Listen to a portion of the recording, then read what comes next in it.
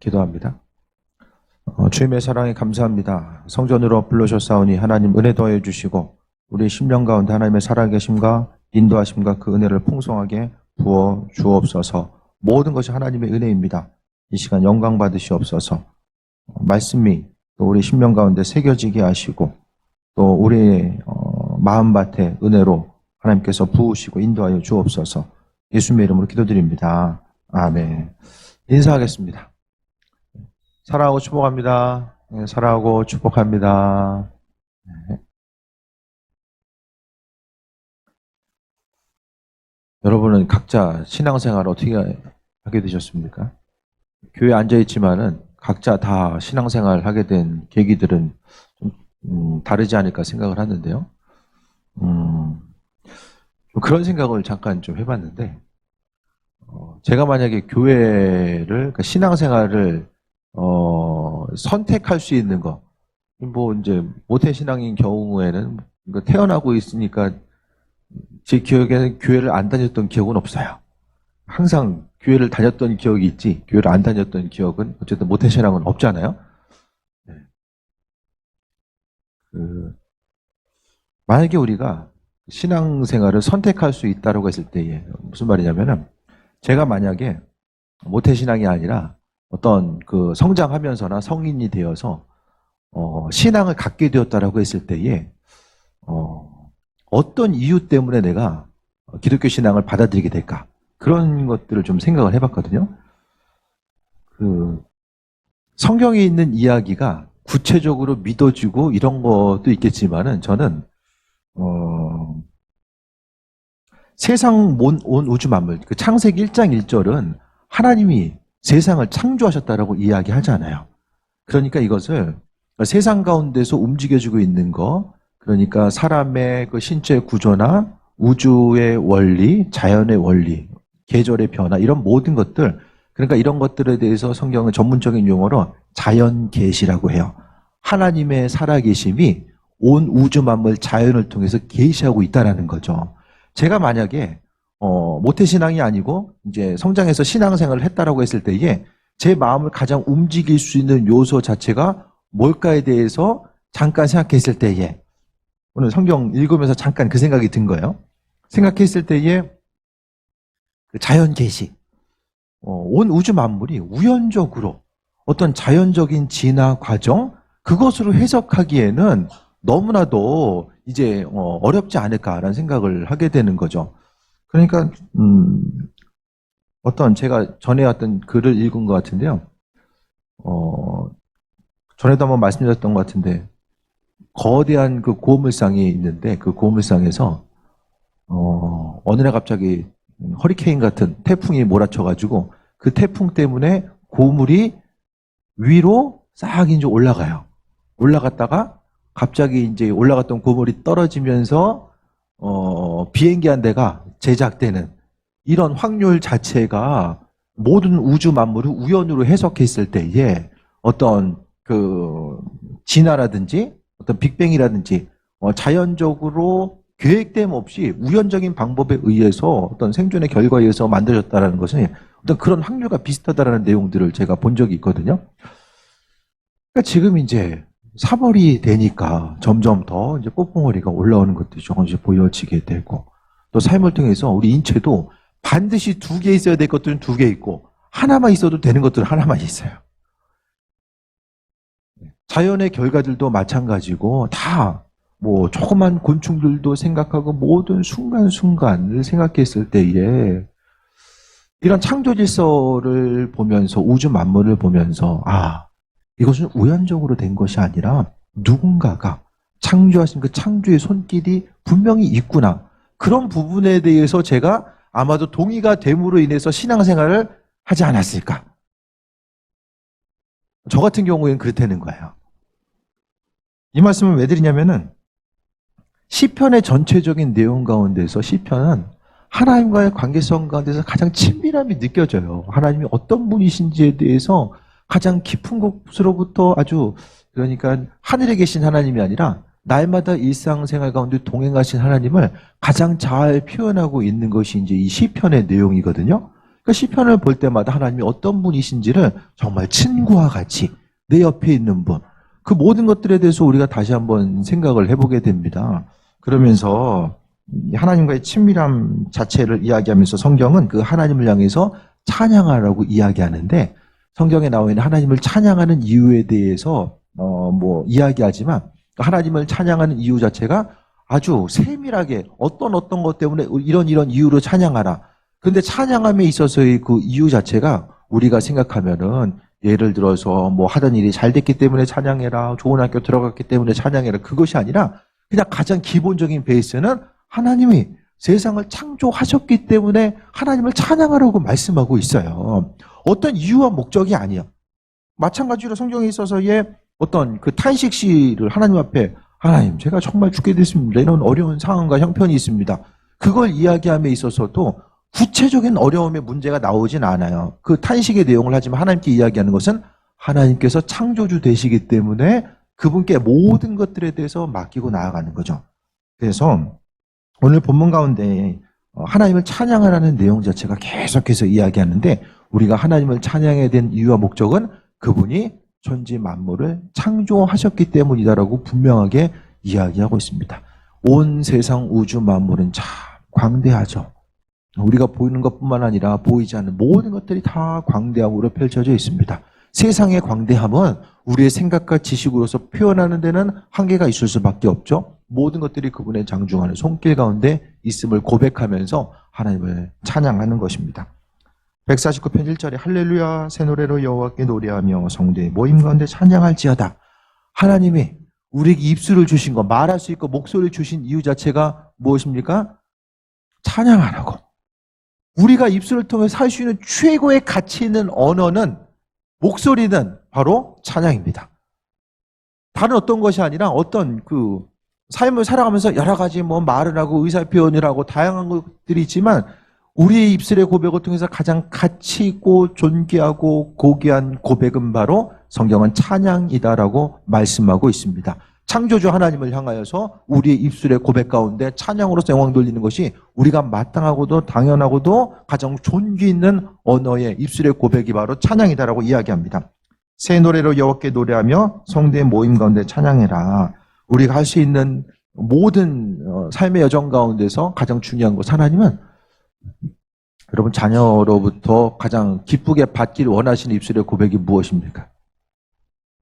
육신적인 것도 여러 가지 것들이 있잖아요. 근데 하나님은 우리 입술의 고백을 통해서 가장 받기를 원하시는 게 찬양이래요. 그것을 시편 기자들은 알았기 때문에 계속해서 찬양한 것이고, 또 그 찬양으로서 하나님께 영광 돌리고자 했던 모습을 발견할 수 있게 됩니다. 2절에 이스라엘은 자기를 지으신 이로 말미암아 즐거워하며 시온의 주민은 그들의 왕으로 말미암아 즐거워할지어다. 이스라엘은, 그리고 시온이라는 것은 예루살렘이잖아요. 이스라엘이나 예루살렘이랑 마찬가지예요. 하나님의 백성들은 어떻게 즐거워야 되냐면은 자신을 지으신 이로 말미암아, 그리고 하나님으로 말미암아 즐거워야 된다라고 합니다. 우리 기쁨의 요소, 한 주간 기쁜 일 좀 있으셨습니까? 이 한 주간 기쁜 일.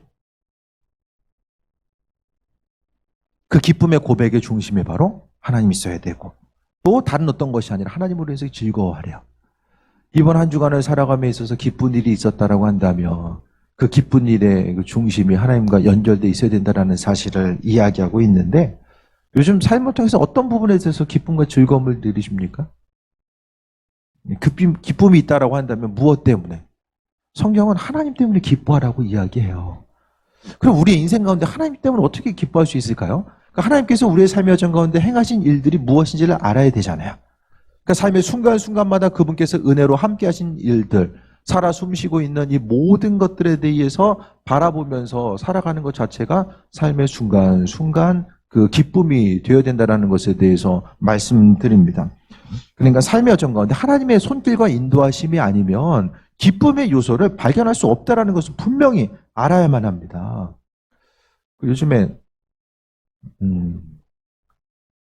그 전 국회의원 홍정욱 씨잖아요. 7막 7장을 쓴. 전부터 한번 책을 좀 읽어보고 싶었는데 요즘에 이제 책을 좀 사서 좀 봤어요. 거기서 보게 되면 중학교 이제 3학년 때 홍정욱 그 전 국회의원이 이제 생각을 합니다. 책을 보다가 존 F 케네디처럼 돼야 되겠다 해가지고 미국으로 이제 유학을 결심하고 혼자 이제 어머니가 옆에서 이제 잠깐씩 도와주면서 미국으로 가요. 학교를 어디 갈까 하다가 고등학교를 케네디가 다녔던 고등학교를 이제 거기 들어가는 거예요. 미국에 이제 사립학교와 공립학교가 있거든요. 근데 사립학교는 말 그대로 학비도 상당히 비싸고 교육 수준 자체가 약간 퀄리티가 상당히 이제 좀 높습니다. 그래서 뭐 인문학 강의를 듣는 것도 막 고전을 가지고 하죠.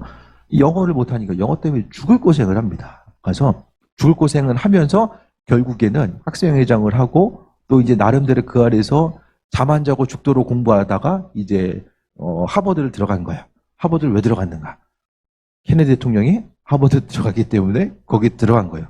무조건 목표가 그거야. 그래서 자신이 책을 통해서 감명 깊고 나아갔던 것을 기억하면서 어떤 그 하버드에 들어가기까지가 거의 그의 그 삶을 통해서 한 4년 정도는 죽을 고생을 한 거죠.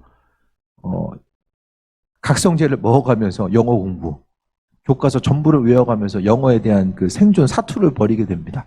장문이 제일 어렵다라는 거예요. 장문, 글 쓰는 거.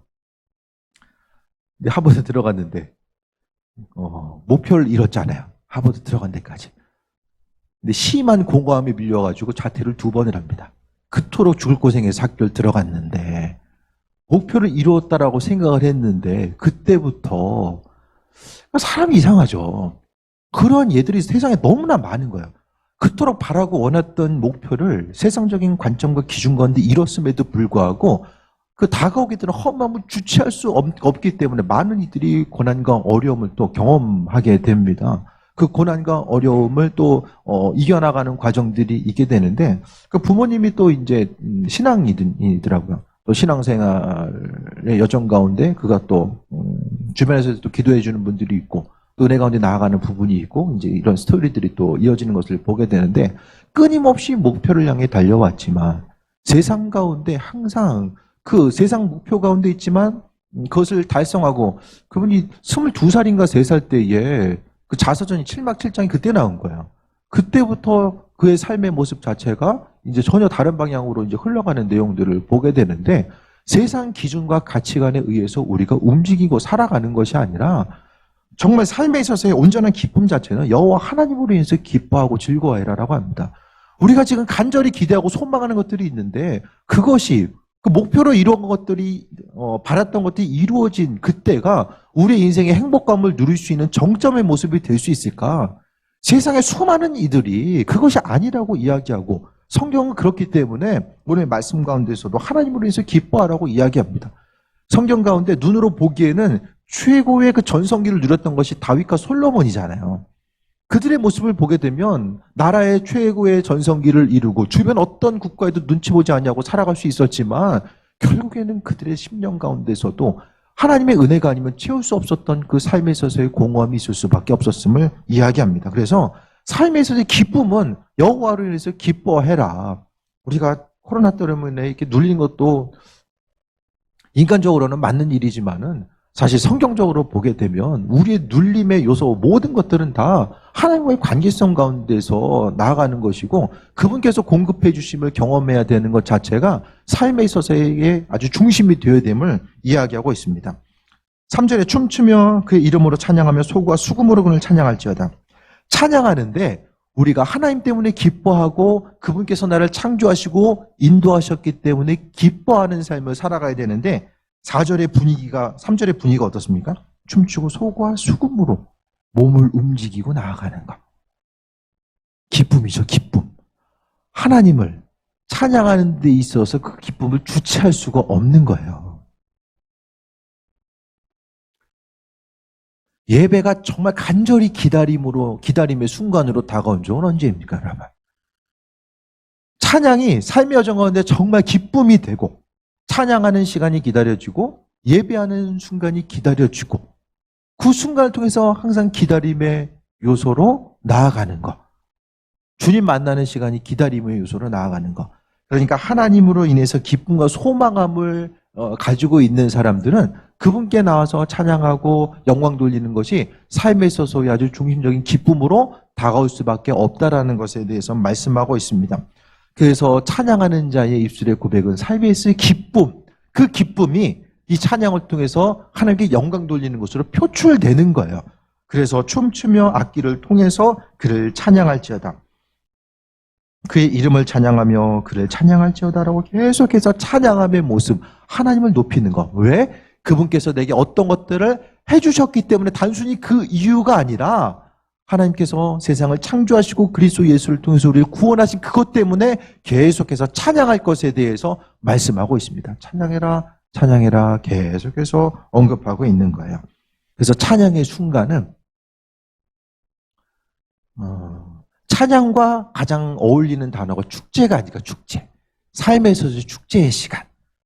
우리가 입술의 고백을 통해서 찬양하는 순간이 바로 축제의 순간이 돼야 된다는 거예요. 그러니까 하나님은 우리가 피조물이기 때문에 억지로 그냥 기계적으로 찬양하는 것이 아니라 우리가 기쁨으로 하나님을 찬양하는 것을 원하고 계시고 그 기쁨과 소망과 하나님께 영광 돌리는 것을 원하고 계신 거예요. 하나님 기뻐하신 것이 우리도 기쁘고 우리가 기뻐야지 하나님도 기쁘신 거예요. 자녀가 기뻐야지 또 부모에게도 기쁨이 되잖아요. 마찬가지로 우리가 기쁨으로 하나님께 찬양했을 때에 하나님께서 우리의 모습을 보시면서 더 기뻐하시는 그 모습을 이야기합니다. 그래서 우리가 하나님이 주인 되시기 때문에 그분으로 말미암아 기쁨이고 그 기쁨이 우리의 찬양을 통해서 하나님께 영광 돌리는 것으로서 나타나게 됩니다. 찬양은 지금의 성가대는 다윗과 솔로몬 때에 성가대가 이제 본격적으로 만들어진 것 같아요. 성전이 지어지고 그다음에 성가대를 통해서 그러니까 하나님께 영광 돌리는 그 순간에는 사람의 목소리를 통해서 악기를 통해서 하나님을 찬양하는 것으로 인해서 수많은 사람들이 하나님의 임재를 경험하고 은혜와 충만함 가운데 나아갔던 것들을 발견하게 됩니다. 그래서 5절에 4절 봅니다. 여호와께서는 자기 백성을 기뻐하시고 겸손한 자를 구원으로 아름답게 하신다. 하나님께서는 자신의 백성들을 기뻐하신대요. 하나님을 찬양하는 사람, 그분께 영광 돌리는 사람, 그리고 겸손한 자를 구원으로 아름답게 하신다. 찬양하는 사람은요, 겸손할 수밖에 없어요. 찬양의 핵심적인 내용은 무엇입니까? 쉽게 말씀드리면 하나님이 모든 것을 다 하셨습니다. 그거잖아요. 찬양의 가사 하나하나를 다 보세요. 그러면은 하나님께서 이런 일들을 행하셨습니다. 그렇기 때문에 하나님은 이런 분이십니다. 내 삶에 그렇기 때문에 주인 되십니다. 하나님의 성품과 속성과 그분에 대해서 계속해서 언급하고 있고 노래하고 있고 높여드리는 내용들이 계속해서 강조되고 있잖아요. 하나님의 창조하심과 인도하심과 예비하심이 찬양 가운데 있다 보니까 찬양하는 사람은 하나님이 주인 되시고 인도자 되심을 알 수 있으니까 어떻게 합니까? 교만하지 아니하고 항상 겸손함으로 나아갈 수밖에 없다라는 거예요. 그래서 찬양의 가사 한 구절을 보게 되면 하나님이 주인 되심에 대해서 고백하게 됩니다. 주인이시기 때문에 우리가 기쁨과 소망함을 가지고 나아가는 거예요. 그러니까 찬양하는 사람들은 영성이 항상 깨어 있어요. 주께 영광 돌리는 사람들 깨어 있어요. 그래서 하나님 보시기에 내가 누구인 줄 알아요. 주님 보시기에 내가 누구인지 모르는 사람들은 교만해집니다. 내가 수고하고 노력했으니까 이만큼 내가 노력했으니까 이만큼 누리는 것이 당연하다라고 생각을 합니다. 하지만 찬양하는 사람들은 하나님의 살아계심과 인도하심과 그분의 행하심을 높이다 보니까 마음의 중심 자체가 날마다 겸손함으로 낮아지게 됩니다. 하나님의 도우심과 인도하심을 보니까 항상 낮아짐을 통해서 쓰임받고 자고 그 겸손하니까 하나님 보시기에 합한 자로서 하나님께서 높이시고 인도하시는 거예요. 찬양하는 삶은 하나님 기쁘시게 하는, 그러니까 신앙의 중심 자체는 신앙생활은 복잡하고 어려운 것이 아니라 하나님을 기쁘시게 해드리는 거예요. 그분 기쁘시게 해드리려고 하다 보니까 어떻게 합니까? 죄로부터 구별되고자 하고 찬양과 영광 돌리는 삶을 살아갈 수밖에 없다라는 거죠. 그래서 하나님은 겸손한 자를 구원으로 아름답게 하신다. 찬양하는 사람이 바로 겸손한 사람이에요. 왜? 찬양은 나를 높이는 것이 아니라 하나님을 높이기 때문에요. 하나님을 높이기 위해서 내가 낮아지게 되잖아요. 그분의 높이심을 계속해서 강조하면 강조할수록 내가 낮아져요. 낮아짐을 통해서 내가 누구인지 아는 사람은 하나님께서 그 인생을 버리지 않아요. 하나님 높이는 사람은 그분께서 알아서 책임져 주시고 함께 하십니다. 그러니까 우리의 인생을 통해서 한 가지 잊으면 안 돼요. 주인이 누구인지를 잊지 않는 사람은 주인께서 그의 인생을 결국에는 승리할 수 있도록 만드시고 함께 하신다는 것을 우리가 경험할 수 있게 됩니다. 그래서 찬양이라는 것은 피조물된 우리가 할 수 있는 최고의 헌신과 가치가 바로 찬양이고, 하나님은 우리 입술을 통해서 하나님이 우리를 지켜보신다라고 했을 때 다른 어떤 것보다는 제 생각에는 입을 제일 먼저 보실 것 같아요. 무슨 말 하나, 어떠한 찬양의 고백이 그 입술 가운데 있는가, 그것을 지켜보시지 않을까라는 생각을 해보게 됩니다. 그래서 찬양 가운데 하나님께 영광 돌리고자 하는 것, 우리가 할 수 있는 최고, 그러니까 결국 삶의 모든 것이 다 하나님께 영광 돌리는 것인데, 전도하는 것도 영광 돌리는 것이고, 기도한 말씀과 다 하나님께 영광 돌리는 것이고, 찬양함이 특히 하나님께 영광 돌리는 것으로서 채워지고 있다는 사실을 이야기합니다. 그래서 찬양하면 할수록 우리가 하나님을 높이다 보면 우리 스스로의 겸손한 삶을 살아갈 수밖에 없고, 그것을 통해서 영광 돌리는 삶을 우리가 살아갈 수밖에 없습니다. 5절에 성도들은 영광 중에 즐거워하며 그들의 침상에서 기쁨으로 노래할지어다. 영광 중에서 즐거워한다는 것은 하나님을 높이니까 그분께서 그 찬양의 고백을 받으시고, 하나님께서는 우리가 생각하는 것보다 우리에게 풍성한 것으로 주시길 원하시는 분이에요.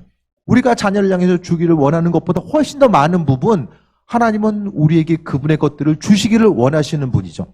하나님이 기쁨과 즐거움이 있으시니까 영광 중에 우리에게 은혜로 함께 하시고 인도하시는데, 또한 침상에서 기쁨으로 노래할지어다. 너무 기분이 좋아서 잠이 안 온 적 언제 있으십니까? 어렸을 때는 다음날 소풍 간다 그러면은 그 기쁨 가운데 잠이 안 온 적이 그래도 한두 번쯤은 다 경험이 있을 거예요. 요즘에 즐거워서 잠이 안 온다, 열받아서 잠 안 오는 거 빼고 정말 인생이 즐거워가지고 이거 진짜 잠이 안 온다, 밤새 게임하다가 잠자려고 하면 잠 안 오는 거야. 그게 아니라 인생이 너무 즐겁다, 그래서 잠이 안 온다. 그 최근 예가 언제입니까? 즐거워가지고 잠이 안 오는 거.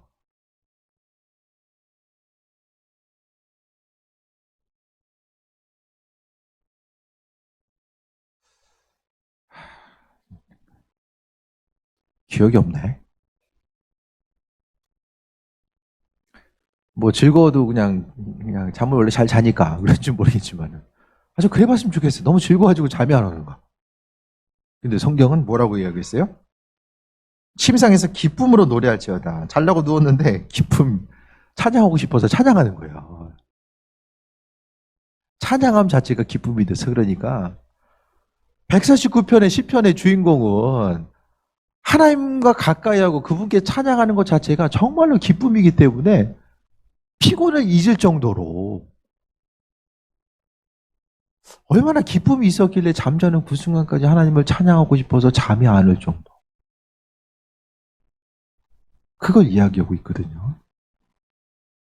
세상적인 조건 가운데서 어떤 각자 세상 가운데 그래도 바라고 원하는 것들이 전부 다 이루어지지 않은 것이 아니라 이루어진 것들이 있잖아요. 그것 때문에 너무 좋아가지고 잠이 안 올 정도의 기쁨이 일생을 살아가면서 세상 조건 가운데 주어지는 환경 가운데서 몇 번이나 있겠습니까 도대체. 그러면 삶의 순간순간 기쁨을 누릴 수 있는 것은 하나님과의 관계성 가운데서, 그러니까 세상 어떤 것이 아니라 하나님과의 관계성만을 가지고도 인생 가운데 그 날마다의 기쁨과 행복함의 요소를 누릴 수 있는 부분들이 있음을 오늘 시편 기자는 우리에게 말씀해주고 있는 거예요. 다 행복하고 기쁘게 살고 싶잖아요. 날마다의 사정과 형편은 날마다 변하잖아요. 이 변하는 것 때문에 내 마음 계속해서 요동치는 것이 아니라, 코로나 환자 수를 보면서 오늘은 좀 늘었구나, 오늘은 줄어들었구나, 그것 때문에 그냥 좀 만족했다가 안심했다가 또 늘어가면 불안해, 이게 아니라 형편이 어떠하든지 간에 그냥 가장 기쁨을 가지고 살아갈 수 있는 그 부분, 다 신앙생활하는 것의 마음의 중심이 하나님께 영광 돌리고 또 마음에 우리가 또 기쁨을 가지고 살아가기 위한 목적이 있잖아요. 신앙생활하면서 기쁨이 있어야 되잖아요. 근데 그 기쁨을 오늘 하나님을 향해서 시편 기자는 하나님을 찬양하고, 그분이 세상 창조하시고 내 삶의 주인 되시기 때문에 내 삶에 기쁨이 있습니다라는 것을 믿음으로 고백하고 있어요. 그럼 찬양하는 시편 기자들은 다 모든 것이 즐겁기만 해서 찬양했냐? 아니에요. 환난과 어려움의 때 탄식의 내용이 있지만 그 탄식시 가운데서도 하나님을 찬양하는 내용이 함께 포함된 부분이 너무나도 많이 존재하게 됩니다. 이 몇 편의 일부분을 제외하거나. 그래서 침상에서 기쁨으로 노래할지어다. 우리가 찬양하는 거, 교회에 와서 또 삶을 통해서 찬양하는 것의 중심은, 이 기쁨, 찬양하는 것의 중심은 찬양을 받으시는 분이 하나님 되시고 창조주 되시기 때문에 찬양하는 거예요. 그리고 우리가 생각하는 것, 하나님께서는 그 찬양을 기뻐하시는 거예요. 우리가 기쁨으로 찬양하는 것보다 훨씬 더 많은 부분, 하나님 우리의 기쁨을, 찬양을 받으심으로 해서 기뻐하시는 거예요. 그러니까 우리가 하나님을 기쁘시게 드릴 수 있는 일들을 행하는 것이 사실 그렇게 많지 않거든요. 하나님께 영광 돌리고 그분을 기쁘시게 드릴 수 있는 행동 자체가 그렇게 많지 않아요. 근데 그 중에 대표적인 것이 바로 하나님을 찬양하는 거예요. 입술을 통해서 찬양하고 영광 돌리는 것 자체가 얼마나 주님 보시기에 합하고 존귀한 것인지를 보게 됩니다. 그리고 6절에 그 입에는 하나님에 대한 찬양이 있고 그들의 손에는 두 날 가진 칼이 있다. 찬양하는 사람의 입술의 고백 가운데서 그 찬양하는 사람은 두 손에 칼을 들고 있어요. 영적인 무기가 있다라는 거죠. 찬양하고자 했을 때에 하나님께서는, 찬양은 제가 말씀드렸죠. 영적인 검이고 영적인 무기예요. 불. 그래서 그 사탄의 이름은 루시퍼가 원래는 이제 루시엘이죠. 하나님의 그 성가대장 루시엘이 타락하면서 이제 그 이름이 루시퍼, 사탄으로 바뀌게 됩니다. 사탄의 전직은 무엇입니까? 성가대장이에요. 성가대장.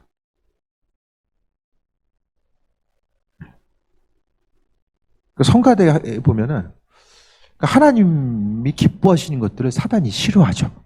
싫어해요. 사단 하나님이 기뻐하시는 것들을 반대로 싫어합니다.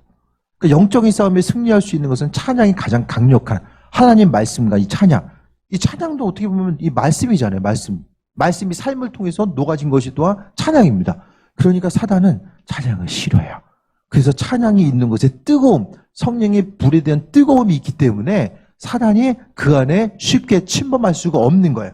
그래서 여기는 찬양이 있고 입술에는 찬양이 있고 손에는 두 날 가진 칼날이 있다라고 분명히 말씀하고 있습니다. 그러니까 은혜의 검, 성령의 검이 찬양하는 이들에게는 있는 거예요. 찬양으로 기뻐하는 이들에게는 스스로를 보호할 수 있고 사단과의 싸움에서 승리할 수 있는 강력한 무기가 존재하고 있는 거예요.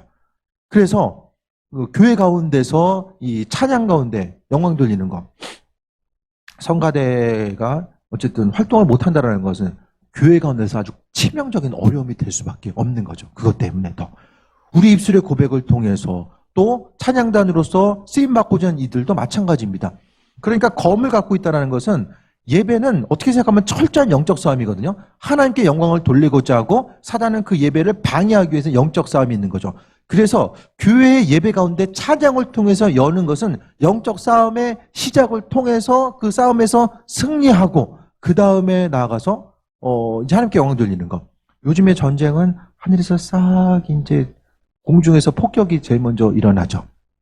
요즘의 전쟁은 육군이 먼저 들어가는 일은 없어요. 네. 공군이 먼저 움직이고 그다음에 육군이 이제 들어가잖아요. 육군 전력이 없으면, 공군 전력이 없으면 육군이 아무리 강력해도 이제 현대 전쟁에서는 승리할 수가 없는 거죠. 그러니까 찬양을 통해서 이제 그 사단의 신령을 폭격하는 것이고 그 다음을 통해서 이제 예배가 그 가운데서 풍성하게 드려지는 거예요. 그 교회에 있어서의 찬양, 그러니까 찬양단의 찬양과 성가대의 찬양을 통해서 항상 그 중간중간 하나님의 나아가는 데 있어서, 하나님께 나아감에 있어서, 그러니까 예배하고 나오려면 졸리고 딴 생각 들고, 그러니까 하나님의 말씀이 심령에 새겨지지 못하게 하게끔 방해하는 세력들이 분명히 있거든요. 예배의 순간순간에 사단은 집중합니다. 그것을 방해하는 것. 그렇기 때문에 이 찬양을 통해서 그 방해로부터 벗어날 뿐만 아니라 사단을 공격하는 것 자체가 바로 이제 찬양의 능력이 있다는 거예요. 그래서 찬양함에 대해서 조심해야 될 것은 찬양을 가운데 하나님께 영광 돌리고 또 찬양으로 쓰임받는 이들은 사단의 공격을 특히 조심해야 될 것은 전쟁에 있을 때에, 싸움이 일어났을 때에 검 들고 있는 사람 먼저 가서 싸우겠어요? 공격하겠어요? 아무것도 없는 사람 가서 공격하겠어요? 아무것도 없는 사람은 나중에 공격해도 돼요. 검을 갖고 있는 사람을 공격해야 되잖아요. 마찬가지입니다. 그러니까 찬양 자체가 얼마나 중요한가. 그래서 교회 가운데서도 이제 많은 교회들이 성가대 내에서 분열과 다툼으로 해서 어려움들이 많이 생겨지고요. 특히 이제 찬양하는 이들에 대한 공격이 우리가 생각하는 것보다 심하게 나타납니다. 목회자에 대한 공격뿐만 아니라 찬양 담당하는 이들에 대한 공격이 심한 이유가 바로 여기 있어요. 영적인 검을 갖고 있기 때문에 사단과 그러니까 찬양한다라는 것은 나는 이제 싸울 준비가 됐다라는 것과 사단을 향해서 이제 선전포고 가는 것과 마찬가지거든요. 그러니까 찬양하는 이들은 항상 하나님 앞에 합한 자로서 구비되고 내 안에 사단이 틈탈 여지가 있는가 없는가에 대해서 돌아보고 나아가는 거죠. 그렇게 함을 통해서 내 자신이 하나님 보시기에 정결한 일꾼이 되고 또 하나님께서 그의 삶을 책임지시는 거예요. 은혜와 축복이 그 삶을 통해서 흘러가게 돼요. 다윗이 성가대를 조직했을 때에 찬양단을 조직했을 때 레위인 중에서 뽑아요. 아무나 뽑지 않고 레위인 중에서 뽑아요.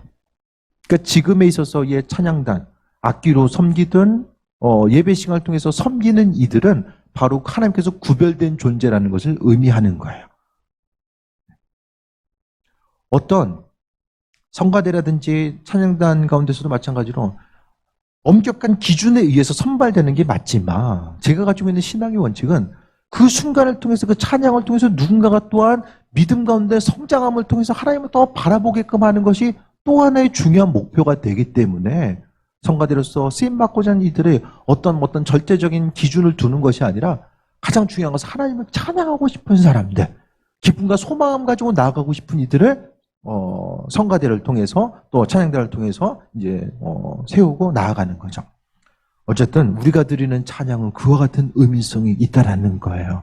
그래서 중간중간 예배 순서마다 가장 많이 들어가는 게 찬양이잖아요. 찬양. 그와 같은 이유가 있는 거예요. 하나님을 높이고 사단을 향해서 공격하고 우리가 신앙 공동체로서의 온전한 삶을 살아가고 한 주간의 삶을 통해서 계속해서 찬양하는 삶을 살다 보면 사단이 그 심령 가운데 틈태서 힘들게 하고 어렵게 하고 고난 주고 사망에 이르게 하는 것들을 우리가 방어하면서 나아갈 수 있게 되는 거죠.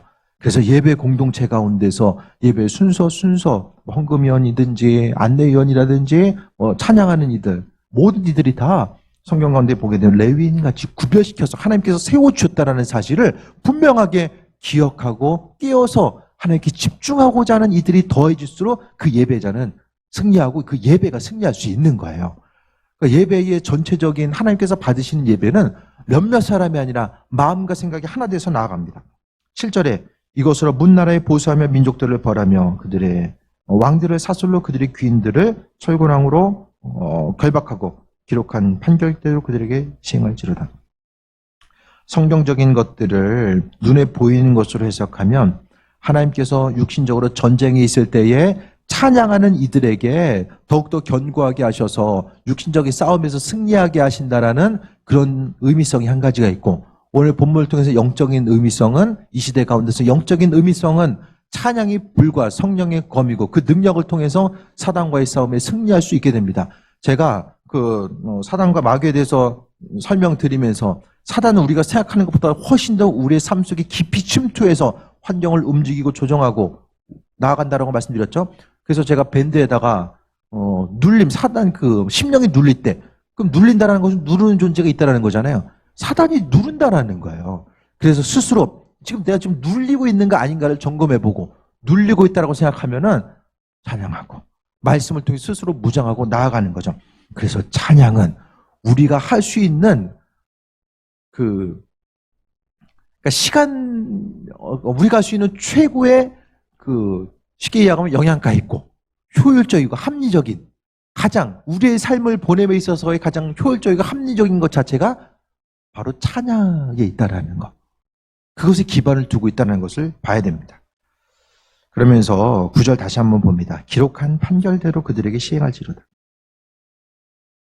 찬양하는 이들이 권세가 있어서 사단의 진을 물리치고 나아가는 것. 그래서 마음에 어둠이 있고 절망이 있고 가정 가운데서도 일이 잘 되지 않고 어려움과 환란이 계속된다고 한다면 이 찬양을 통해서 계속해서 돌파하고 나아가고자 하는 모습들이 있어야 됩니다. 그런데 이런 영광, 나 스스로 어떻게 사단의 공격이 있을 때에 내 한 몸 어떻게 잘 간수할 수 있을까 이렇게 떠는 삶이 아니라 정말로 사단의 견고한 진을 물리치고 나아가는 이런 모습 가운데서 나타날 수 있는 영광, 이 영광은 모든 성도들에게 있도다. 찬양하는 성도들은 모두 다 사단과의 싸움에 승리할 수 있고 인도하심마다 나아갈 수 있어요. 그러니까 찬양하는 사람들에게 하나님께서 지혜를 주셔서 내 주변에 지금 영적인 공격이 어떻게 이루어지고 있는가를 이것을 잘 분별할 수 있습니다. 이 영적인 공격은 환난과 어려움으로 다가갈 수도 있고 또한 인생에 있어서 어떤 기쁨의 요소로 포장되어 있기도 해요. 그 부분을 잘 분별할 수 있어야만 합니다. 항상 조심해야 될 때, 하나님 보시기에 합한 자로서의 삶을 살아가면서 조심해야 될 때가 언제인지를 분명히 인식하면서 나아가야 됩니다. 그래서 삶의 순간순간마다 잊지 말아야 될 것은 이 찬양 자체가 얼마나 중요한가. 예배 시간을 통해서 찬양했을 때야 한 구절 한 구절을 통해서 지금 이 찬양 가운데 눈에 보여지는 것들, 보이지 않는 세계 가운데서 어떤 일들이 이루어지나. 도대체 이 찬양은 지금 하나님을 향해서 하고 있는데 이 찬양을 받으시는 하나님은 어떤 생각을 갖고 계시고 그 찬양을 통해서 어떤 일들을 어떻게 행하시는가. 이것까지 생각하면서 찬양하면은 찬양의 가사 한 구절 한 구절이 은혜가 될 수밖에 없고 충만한 가운데 쓰임 받을 수밖에 없다라는 거예요. 그래서 날마다 찬양을 가까이 하시고 주님을 가까이 하는 삶을 살다 보면은 우리가 영적으로 승리하면은 그 육적으로도 승리하는 삶을 살 수 있게 됩니다. 심령이 눌리지 않냐고 기쁨 가운데 나아갈 수 있는 것. 한 가지 분명한 사실은 세상 것들로 인해서는 우리가 기쁨을 소유할 수가 없다라는 거예요. 믿는 자로서 우리의 삶의 순간순간 시간이 지나감을 통해서 우리가 기도 제목들이 이루어지고 또 바랬던 것들이 이루어진 부분들이 분명히 있잖아요. 근데 그것이 우리 인생 가운데 가장 기쁨과 소망함으로 다가갈 수 없고 또 앞으로도 지금 바라고 원하는 일들이 이루어졌다라고 할지라도 그 순간이 우리 인생의 행복의 정점이 될 수 없다라는 거예요. 결코 될 수 없다라는 거예요. 그렇기 때문에 우리는 하나님으로 인하여서 즐거워하라. 2절에 하나님 이스라엘은 자기를 지으신 이로 말미암아 즐거워하고 시온의 주민은 그들의 왕으로 말미암아 즐거워하라. 하나님으로 해서 즐거워하라고 말씀하고 있는데 그분으로 인해서 즐거워하기 때문에 찬양하고 찬양하니까 더 기쁨과 소망감이 넘치고 그렇기 때문에 더 즐거워서 찬양하고 이 믿음의 선순환이 계속될 수밖에 없다라는 거예요. 하나님께서 우리에게 찬양에 대한 소망감을 주시고 또한 절망의 순간마다 사람 원망하고 불평하는 것이 아니라 어려움의 순간수록 더 찬양의 자리를 찾으시고 그 찬양함이 우리의 심령 가운데 소망함과 기쁨이 되어서 살고자 했을 때 은혜 충만한 존재한 삶을 살아갈 수 있게 됩니다. 영적인 싸움이 있는 곳에 또 승리가 있고 그 승리 뒤에 하나님께서 허락하신 은혜와 충만함이 있습니다. 스스로의 삶을 돌아보시고 하나님 보시기에 합한 자로서 예배자로서 찬양받기에 합한 자로서 입술의 고백이 한 샘에서 어떻게 쓴물과 단물이 동시에 나올 수 있겠느냐고 성경은 이야기하잖아요. 우리의 입술이 날마다 찬양하는 입술로서 존재하게 쓰임받고 그것을 통해서 주께 영광 돌리다가 하나님 앞에 가서 잘했다 칭찬받는 이들로서 마지막까지 존재하게 쓰임받는 귀한 삶 되시기를 축원드립니다. 주신 말씀 기억하면서 우리 기도합니다. 하나님, 내 입술의 찬양의 고백이 떠나지 않고 우리 일생의 삶이 찬양하는 이로서 살기 원합니다. 주께 영광 돌리는 삶을 살기 원합니다. 이 시간 잠시 통성으로 우리 기도합니다. 아버지 은혜 감사합니다. 주님, 입술의 찬양을 잃어버리지 않게 하시고 아버지 하나님, 입술의 고백을 통해서 또 악기로서 하나님을 찬양하고자 했을 때에 주께서 영광 받으실 줄 믿습니다. 주님 은혜 충만함으로 도와주시고 인도하여 주시며 오직 그리스도 예수로 강건함 누리기 원합니다. 아버지 하나님, 은혜 위에 은혜 더하여 주옵소서. 더 예배적으로 우리를 세워주시고 찬양할 때마다 더 기름 부어주시며 성령 충만함 가운데 세임 얻고 나가기 원합니다. 아버지 하나님, 은혜로 임하시옵소서. 날마다 겸손함 가운데 주께 쓰임받는 삶이 되기 원합니다. 주여 하나님이여, 은혜로 역사하시고 인도하여 주시며 오직 그리스도 예수의 생명이 우리 심령 가운데 있어서 주님과 교제하고 동행함이 날마다 되어줄 수 있도록 아버지 인도하여 주옵소서. 모든 것이 다 하나님의 은혜입니다. 세임 허락하여 주시며 삶의 순간순간마다 은혜로 충만함에 대해서 도와주시고 인도하여 주옵소서. 아버지 하나님, 우리의 마음과 생각을 지켜주시고 예비하여 주시며 우리의 삶의 헌신 모든 것들이 찬양을 통해서 주께 영광 돌린 것으로 표출될 수 있도록 인도하여 주시고 아버지께서 주인 되시므로 말미암아 기쁨과 소망함 누리게 앞서서 이 시간 심령 가운데 더 기름 부어 주옵소서. 성령으로 충만함으로 이 시간 채우시옵소서. 아버지 주인 되신 성령으로 채우시옵소서. 하나님의 살아계심이 심령 가운데 더 새겨지게 하시고 날마다 주님의 음성에 귀를 기울이며 내 안에서 역사하고 계시는 주님 발견하기 원합니다. 아버지 하나님 임하시옵소서. 성령님 기도하는 가운데 이 예배 가운데 임하시옵소서. 아버지 영광 받으시고 인도하여 주시며 하나님의 방법대로 우리를 깨워주시고 아버지 우리의 마음과 생각이 날마다 그리스도 예수를 향하기 원합니다. 주님의 강권적인 역사하심 가운데 승리하길 원합니다. 아버지 하나님 우리의 삶을 받으시옵소서.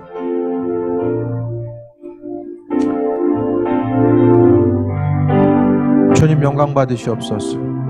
여기 모인 모든 이들을 축복합니다. 삶의 여정이 하나님을 찬양하는 존귀한 삶으로 인도하여 주옵소서.